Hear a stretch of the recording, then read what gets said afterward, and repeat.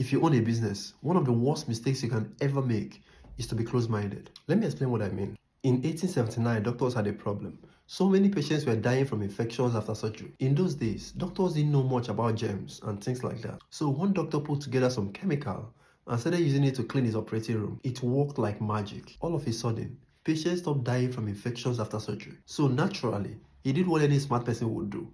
He packaged the chemicals and started selling it. For decades, people were not really buying the product like that. But then one day, the company decided to look at what their customers are actually doing with the product. That was when they noticed something. Dentists were actually recommending it to patients who were using it to rinse their mouth. This was a product that was not meant to go anywhere near anybody's mouth. So the brand asked, why are they putting it in their mouth? What exactly is the problem they are trying to solve by using it to rinse their mouth? That was when they discovered that the reason why dentists were recommending the product was because it helps with bad breath. When people who have mouth odor use their product, their breath was fresher and better. Do you know what they did?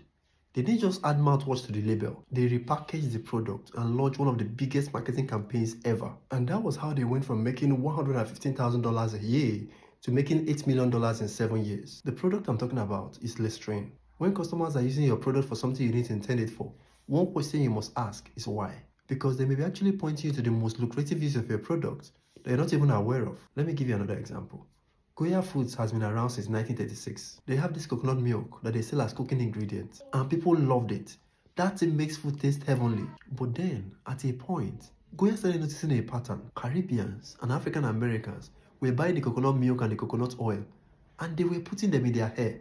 But Goya is a foodstuff brand. Their name is literally Goya Food, and people don't like it when something they put in their mouth is being used as lubricant. So Goya had a choice. They embraced it with both hands. At the end of the day, coconut oil ended up becoming one of their most demanded products because of the hair care industry. I would have told you what Nigerians do with their olive oil, but that's a matter for another day. When customers misuse your product, pay attention to what they are doing. Find out why. They may be pointing you to where the real money is.